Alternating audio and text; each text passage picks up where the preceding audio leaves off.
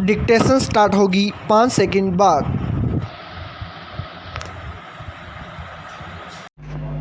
Yes, Paris Olympic की महिला कुश्ती में स्वर्ण पदक जीतने का जो सपना करोड़ों भारतीयों ने देखा था वह बुधवार को उस वक्त टूट गया जब विनेश फोगाट को फाइनल मैच से पहले ही अयोग्य घोषित कर दिया गया। निश्चित ही यह दिन भारतीय ओलंपिक के इतिहास में सबसे पीड़ादायक दिनों में शुमार किया जाएगा।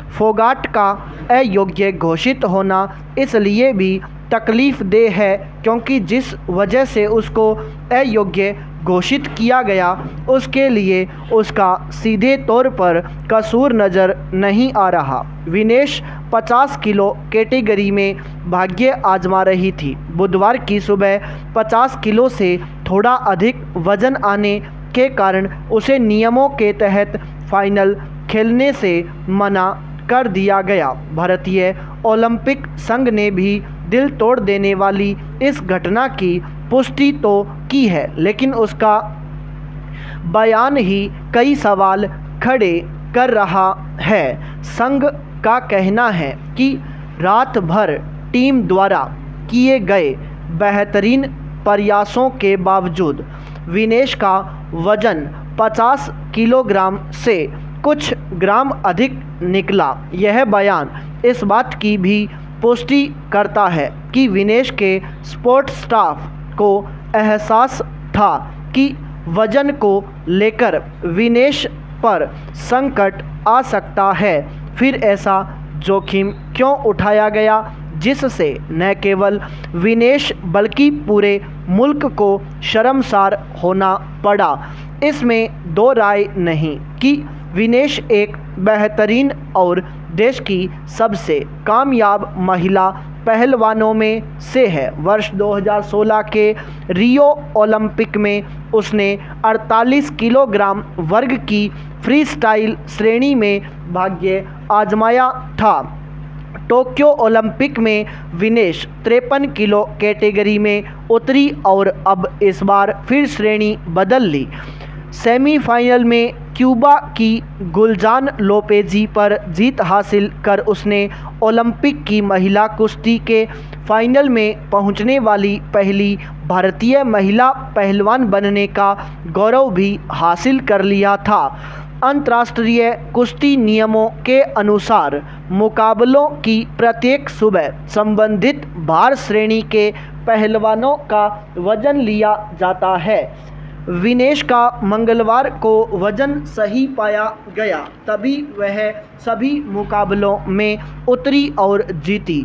सेमीफाइनल रात को था। मुकाबले के बाद उसकी डाइट की जिम्मेदारी तो स्पोर्ट स्टाफ की ही मानी जाती है। विनेश के स्पोर्ट स्टाफ को भी सवालों के कटघरे में खड़ा करना चाहिए। लापरवाही पाए जाने पर दोषियों को कड़ी से कड़ी सज़ा भी मिलनी चाहिए। इस पहलू की भी जांच होनी चाहिए कि विनेश के भार वर्ग में बार बार बदलाव की वजह क्या है। जांच में दूध का दूध, पानी का पानी होना चाहिए ताकि भविष्य में किसी खिलाड़ी और देश को ऐसा दिन दोबारा न देखना पड़े। पाई पैरा चेंज। भारत छोड़ो आंदोलन को स्वतंत्रता के लिए चले लंबे संघर्ष की कड़ी के रूप में देखा जाता है। इस आंदोलन के पूर्व देश ने अनेक आंदोलन देखे। सबसे पहले के प्रमुख आंदोलन की बात की जाए तो जंगल महल आंदोलन को अवश्य याद करना होगा, जो 1857 की क्रांति से पूर्व किया गया। 1971 से 1909 तक चला। जल, जंगल और ज़मीन के लिए किए गए इस आंदोलन का नेतृत्व दुर्जन सिंह ने किया था।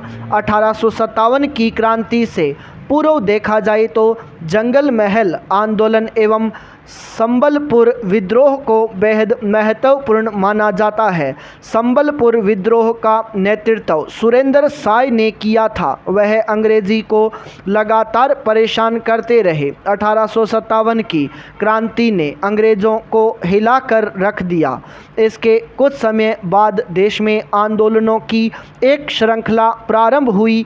आज़ादी की इस लड़ाई को हिंसक एवं अहिंसक आंदोलनों द्वारा लड़ा गया। 20वीं शताब्दी के पूर्वार्ध में भारतीय राजनीति के पटल पर महात्मा गांधी का पदार्पण हुआ। 1885 में कांग्रेस की स्थापना के बाद आज़ादी के लिए किए जा रहे संघर्षों की दिशा बदली। इसके पूर्व जहां शक्ति के द्वारा ब्रिटिश सत्ता को उखाड़ फेंकना लक्ष्य था, किंतु अब अहिंसक एवं सविनय आंदोलनों का रास्ता अपनाया गया। क्रिप्स मिशन की विफलता के बाद महात्मा गांधी ने अपना सबसे बड़ा आंदोलन छेड़ने का निर्णय किया। 8 अगस्त 1942 को कांग्रेस वर्किंग कमेटी के बम्बई अधिवेशन में अंग्रेज़ों भारत छोड़ो का नारा दिया गया। भारत छोड़ो आंदोलन की घोषणा के पश्चात गांधी जी को तुरंत गिरफ्तार कर लिया गया, लेकिन देश भर में युवा कार्यकर्ता इस आंदोलन को चलाते रहे। सभाएं चलती रहीं। जयप्रकाश नारायण भूमिगत होकर आंदोलन चलाते रहे। सतारा, मेदिनीपुर इत्यादि स्थानों पर स्वतंत्र सरकारें स्थापित हुई। लाल बहादुर शास्त्री जैसे नेताओं ने संपूर्ण आंदोलन को विशाल स्वरूप प्रदान किया। उन्होंने 9 अगस्त 1942 को मुंबई में एक विशाल जनसभा को संबोधित किया, किंतु शीघ्र ही 19 अगस्त 1942 को उन्हें भी गिरफ्तार कर लिया गया। लाल बहादुर शास्त्री और महात्मा गांधी की गिरफ्तारी के बाद राम मनोहर लोहिया, जयप्रकाश नारायण, अरुणा आसफ अली, बीजू पटनायक एवं सुचेता कृपलानी जैसे नेताओं ने भूमिगत रहकर इस आंदोलन को संचालित किया।